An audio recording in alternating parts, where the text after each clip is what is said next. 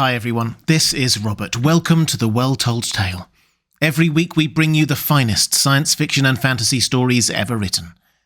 We return for part 7 of Journey to the Centre of the Earth by Jules Verne. Our heroes are now far under the earth, somewhere deep under the Atlantic Ocean, having been travelling gently and sometimes steeply downwards for several days. They still have a supply of water and are in good spirits. In fact, they have decided to take a day's break to work out exactly where they are and where they should head next. What adventures await? It's time to pull up a chair, relax and enjoy part 7 of Journey to the Centre of the Earth by Jules Verne. Chapter 25. De Profundis. I therefore awoke next day relieved from the preoccupation of an immediate start. Although we were in the very deepest of known depths, there was something not unpleasant about it, and besides, we were beginning to get accustomed to this troglodyte life. I no longer thought of sun, moon and stars, trees, houses and towns, nor of any of those terrestrial superfluities which are necessaries of men who live upon the earth's surface. Being fossils, we looked upon all those things as mere jokes. The grotto was an immense apartment. Along its granite floor ran our faithful stream. At this distance from its spring, the water was scarcely tepid, and we drank of it with pleasure. After breakfast, the professor gave a few hours to the arrangement of his daily notes. "First," said he, "I will make a calculation to ascertain our exact position. I hope, after our return, to draw a map of our journey, which will be in reality a vertical section of the globe, containing the track of our expedition." "That will be curious, uncle, but are your observations sufficiently accurate to enable you to do this correctly?" "Yes, I have everywhere observed the angles and the inclines. I'm sure there is no error. Let us see where we are now. Take your compass and note the direction." I looked and replied carefully, "Southeast by east." "Well," answered the professor after a rapid calculation, "I infer that we have gone 85 leagues since we started." "Therefore we are under mid-Atlantic." "To be sure we are. And perhaps at this very moment there is a storm above, and ships above our heads are being rudely tossed by the tempest." "Quite probable. And whales are lashing the roof of our prison with their tails." "It may be, Axel, but they won't shake us here. But let us go back to our calculation. Here we are 85 leagues southeast of Schneefel, and I reckon we are at a depth of 16 leagues. 16 leagues, I cried. "No doubt. Why, this is the very limit assigned by science to the thickness of the crust of the earth." "I don't deny it. And here, according to the law of increasing temperature, there ought to be a heat of 2,732 degrees Fahrenheit. So there should, my lad. And all this solid granite ought to be running in fusion. You see that it is not so, and that, as so often happens, facts come to overthrow theories."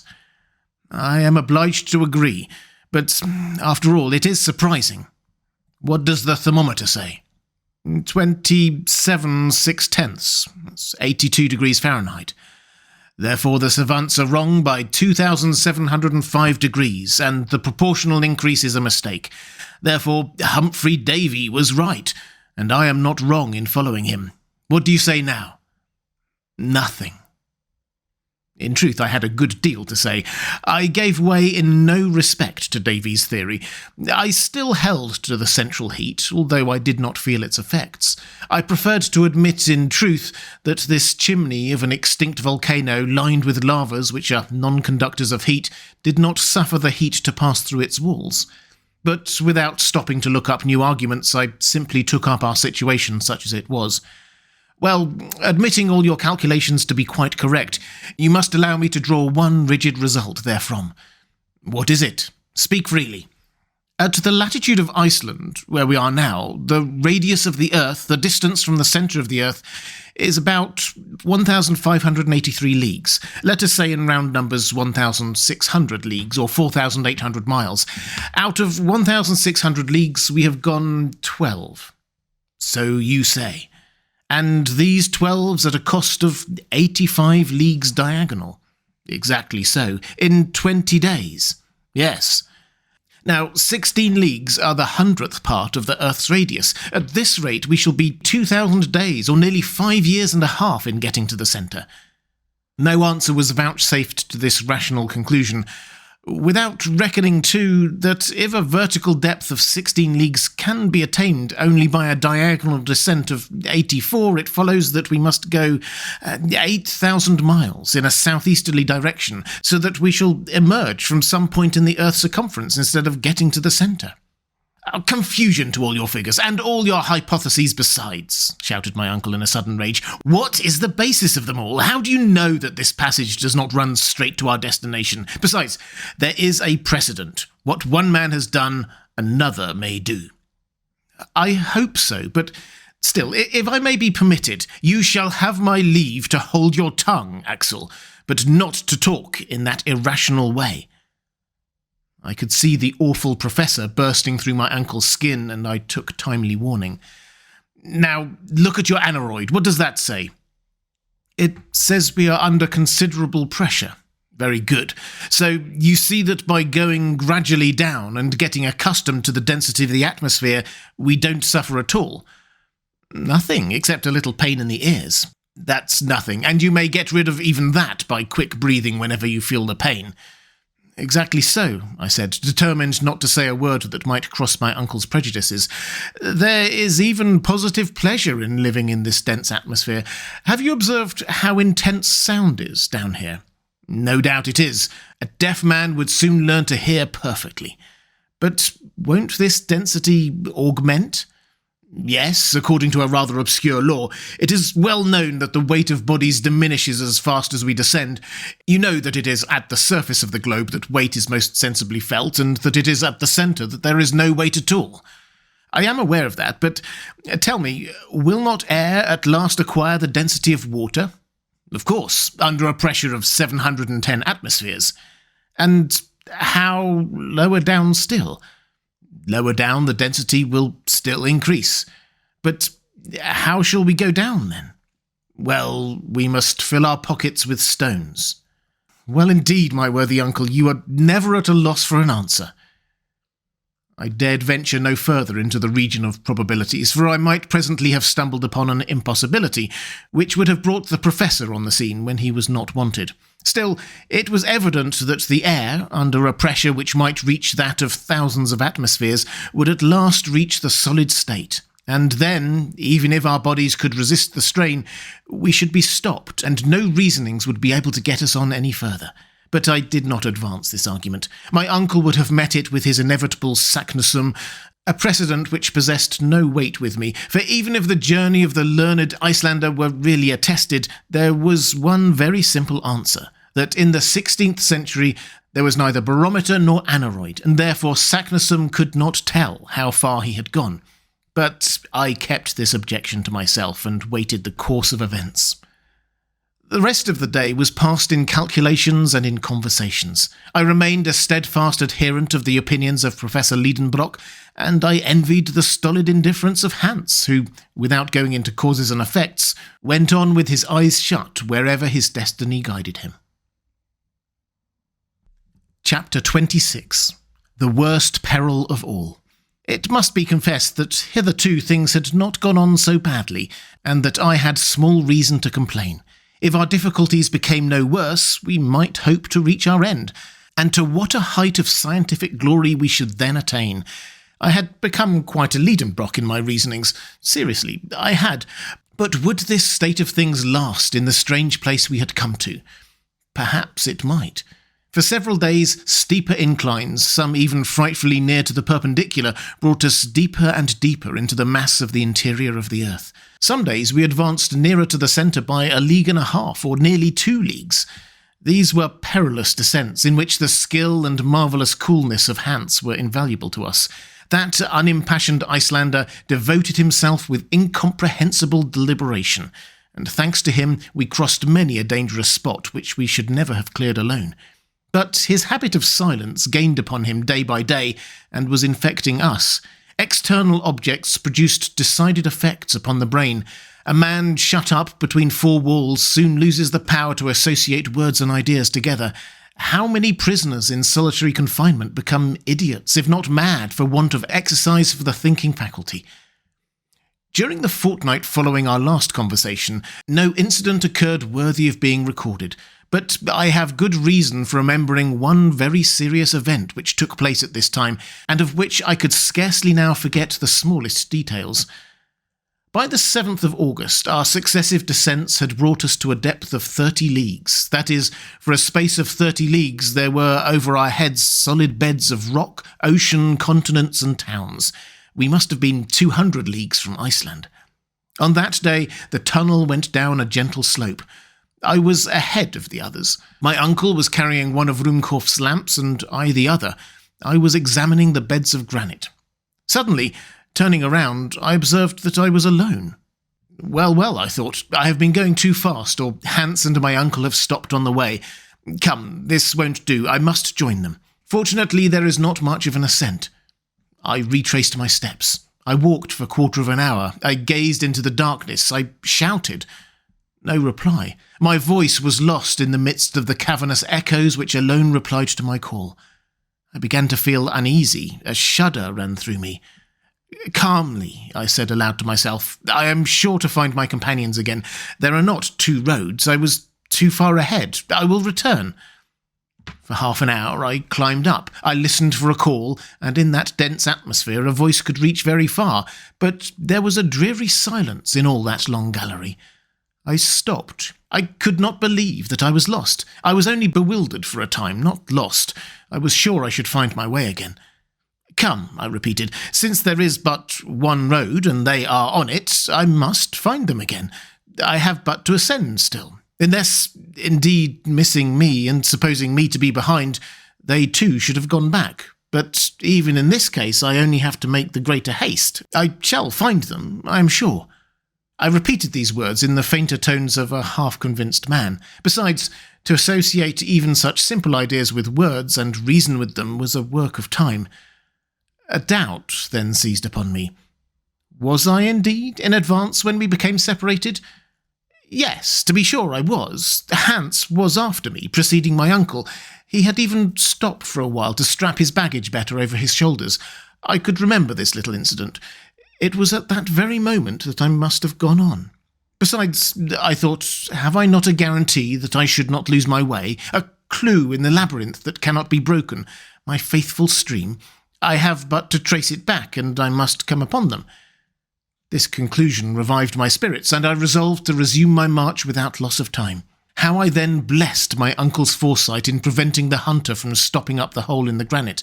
This beneficent spring, after having satisfied our thirst on the road, would now be my guide among the windings of the terrestrial crust. Before starting afresh, I thought a wash would do me good. I stooped to bathe my face in the Hansbach. To my stupefaction and utter dismay, my feet trod only the rough, dry granite. The stream was no longer at my feet. Chapter 27. Lost in the Bowels of the Earth. To describe my despair would be impossible. No words could tell it. I was buried alive, with the prospect before me of dying of hunger and thirst. Mechanically I swept the ground with my hands. How dry and hard the rock seemed to me. But how had I left the course of the stream? For it was a terrible fact that it no longer ran at my side. Then I understood the reason of that fearful silence, when for the last time I listened to hear if any sound from my companions could reach my ears. At the moment when I left the right road, I had not noticed the absence of the stream. It is evident that at that moment a deviation had presented itself before me, while the Hansbach, following the caprice of another incline, had gone with my companions away into unknown depths. How was I to return? There was not a trace of their footsteps, or of my own, for the foot left no mark upon the granite floor. I racked my brain for a solution of this impracticable problem. One word described my position. Lost. Lost at immeasurable depth. 30 leagues of rock seemed to weigh upon my shoulders with a dreadful pressure. I felt crushed. I tried to carry back my ideas to things on the surface of the earth. I could scarcely succeed. Hamburg, the house in the Königstrasse, my poor Gräuben. All that busy world under which I was wandering about was passing in rapid confusion before my terrified memory. I could revive with vivid reality all the incidents of our voyage. Iceland, Monsieur Friedrichsen, Snæfell. I said to myself that if, in such a position as I was now in, I was fool enough to cling to one glimpse of hope, it would be madness, but that the best thing I could do was to despair.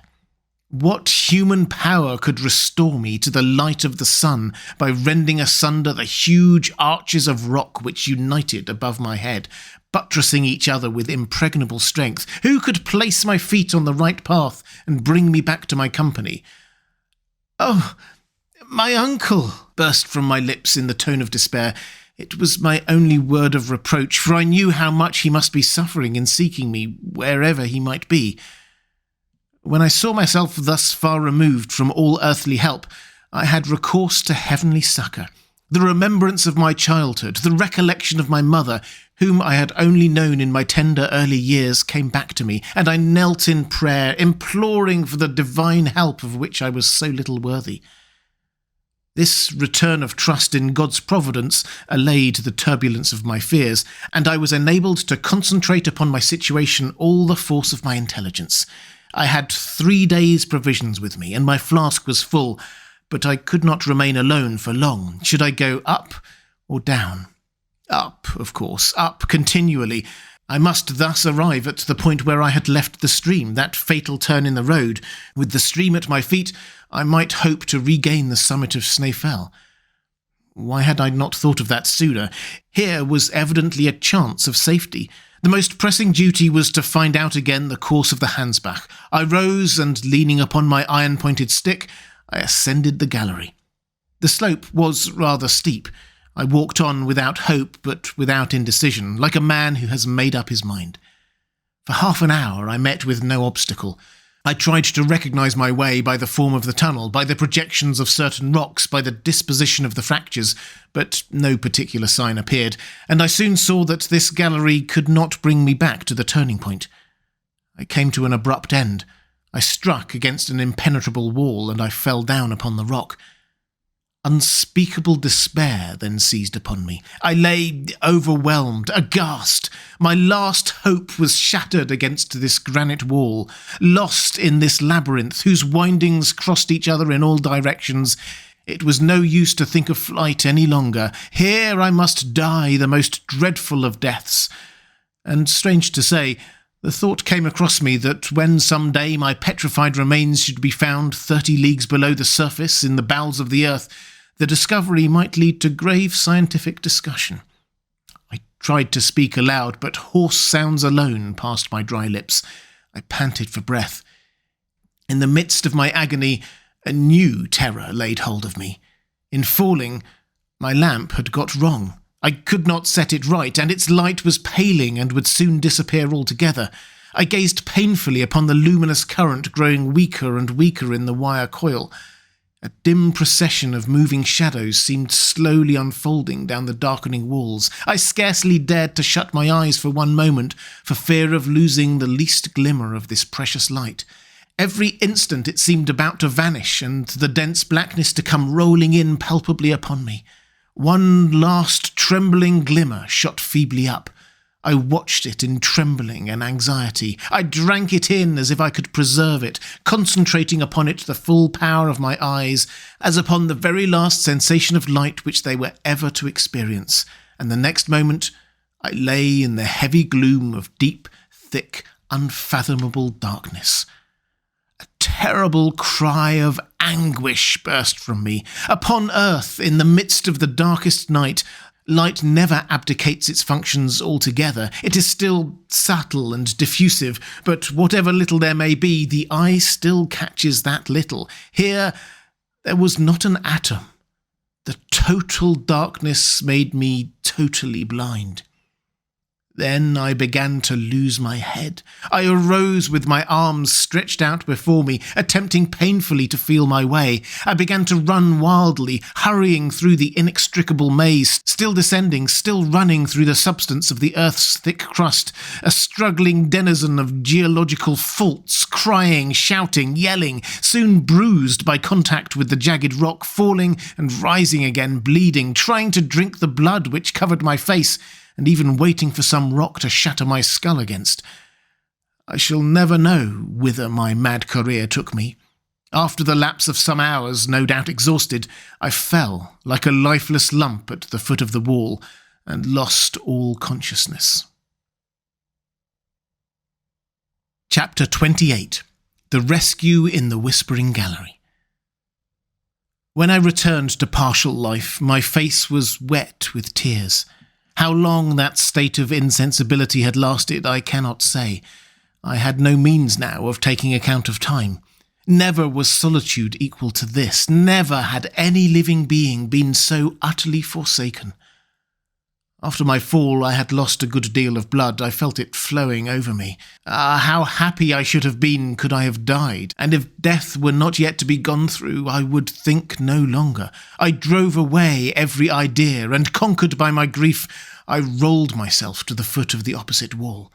Already I was feeling the approach of another faint, and was hoping for complete annihilation, when a loud noise reached me. It was like the distant rumble of continuous thunder, and I could hear its sounding undulations rolling far away into the remote recesses of the abyss. Whence could this noise proceed? It must be from some phenomenon proceeding in the great depths, amidst which I lay helpless. Was it an explosion of gas? Was it the fall of some mighty pillar of the globe? I listened still. I wanted to know if the noise would be repeated. A quarter of an hour passed away. Silence reigned in this gallery. I could not even hear the beating of my heart. Suddenly my ear, resting by chance against the wall, caught, or seemed to catch, certain vague, indescribable, distant, articulate sounds, as of words. This is a delusion, I thought. But it was not. Listening more attentively, I heard in reality a murmuring of voices, but my weakness prevented me from understanding what the voices said. Yet it was language. I was sure of it. For a moment I feared the words might be my own, brought back by the echo. Perhaps I had been crying out, unknown to myself. I closed my lips firmly and laid my ear against the wall again. Yes, truly, someone is speaking. Those are words. Even a few feet from the wall I could hear distinctly. I succeeded in catching uncertain, strange, undistinguishable words. They came as if pronounced in low murmured whispers. The word "Woodward" was repeated several times in a tone of sympathy and sorrow. "Help!" I cried with all my might. "Help!" I listened. I watched in the darkness for an answer, a cry, a mere breath of sound, but none came. Some minutes passed. A whole world of ideas had opened in my mind. I thought that my weakened voice could never penetrate to my companions. "It is they," I repeated. "What other men can be 30 leagues underground?" I again began to listen. Passing my ear over the wall from one place to another, I found the point where the voices seemed to be heard best. The word "Woodward" again returned, then the rolling of the thunder, which had roused me from my lethargy. "No," I said. "No, it is not through such a mass that a voice can be heard.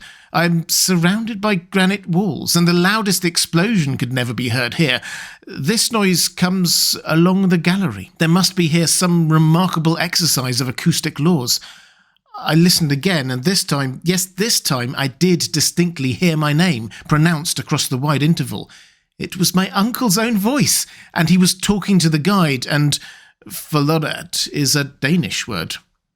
Then I understood it all. To make myself heard, I must speak along this wall, which would conduct the sound of my voice just as wire conducts electricity. But there was no time to lose. If my companions moved but a few steps away, the acoustic phenomenon would cease. I therefore approached the wall and pronounced these words as clearly as possible. "Uncle Liedenbrock." I waited with the deepest anxiety. Sound does not travel with great velocity. Even increased density air has no effect upon its rate of travelling. It merely augments its intensity. Seconds, which seemed ages, passed away, and at last these words reached me. "Axel? Axel? Is it you?" "Yes, yes," I replied. "My boy, where are you?" "Lost in the deepest darkness." "Where is your lamp?" "It is out." "And the stream?" "Disappeared." Axel, take courage." "Wait, I'm exhausted. I can't answer. Speak to me." "Courage," resumed my uncle. "Don't speak. Listen to me. We have looked for you up the gallery and down the gallery. Could not find you. I wept for you, my poor boy. At last, supposing you were still on the Hansbach, we fired our guns. Our voices are audible to each other, but our hands cannot touch. But don't despair, Axel. It is a great thing that we can hear each other." During this time I had been reflecting. A vague hope was returning to my heart. There was one thing I must know to begin with. I placed my lips close to the wall, saying, "My uncle." "My boy," came to me after a few seconds. "We must know how far we are apart." "That is easy." "You have your chronometer?" "Yes." "Well, take it, pronounce my name, noting exactly the second when you speak. I will repeat it as soon as it shall come to me, and you will observe the exact moment when you get my answer." "Yes, and half the time between my call and your answer will exactly indicate that which my voice will take in coming to you." "Just so, uncle." "Are you ready?" "Yes." "Now, attention. I'm going to call your name." I put my ear to the wall, and as soon as the name Axel came, I immediately replied, "Axel," then waited. 40 seconds, said my uncle. 40 seconds between the two words, so the sound takes 20 seconds in coming. Now, at the rate of 1,120 feet in a second, this is 22,400 feet, or 4 miles and a quarter, nearly. 4 miles and a quarter, I murmured. "It will soon be over, Axel." "Must I go up or down?" "Down. For this reason. We are in a vast chamber with endless galleries.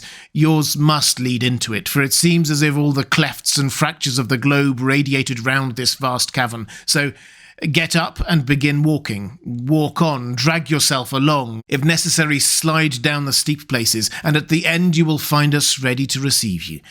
Now, begin moving." These words cheered me up. "Goodbye, uncle," I cried. "I am going. There will be no more voices heard when once I have started, so goodbye." "Goodbye, Axel. Au revoir." Those were the last words I heard. This wonderful underground conversation, carried on with a distance of 4 miles and a quarter between us, concluded with these words of hope. I thanked God from my heart, for it was He who had conducted me through these vast solitudes to the point where, alone of all others perhaps, the voices of my companions could have reached me. This acoustic effect is easily explained on scientific grounds. It arose from the concave form of the gallery and the conducting power of the rock. There are many examples of this propagation of sounds which remain unheard in the intermediate space. I remember that a similar phenomenon has been observed in many places, amongst others on the internal surface of the gallery of the Dome of St. Paul's in London, and especially in the midst of the curious caverns among the quarries near Syracuse, the most wonderful of which is called Dionysius's Ear. These remembrances came into my mind, and I clearly saw that since my uncle's voice really reached me, there could be no obstacle between us. Following the direction by which the sound came, of course I should arrive in his presence if my strength did not fail me. I therefore rose, or I rather dragged myself than walked. The slope was rapid, and I slid down. Soon the swiftness of the descent increased horribly and threatened to become a fall. I no longer had the strength to stop myself. Suddenly there was no ground under me. I felt myself revolving in air, striking and rebounding against the craggy projections of a vertical gallery. Quite a well. My head struck against the sharp corner of the rock, and I became unconscious.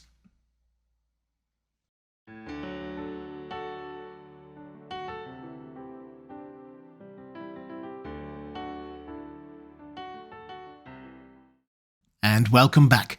I hope you enjoyed Part 7 of Journey to the Centre of the Earth by Jules Verne. If you'd like to support The Well-Told Tale as we make these classics available for free to everyone, thank you. The best way to do that is through my Patreon page. There's a link in the description. I'll be back next week with Part 8. I hope you can join me.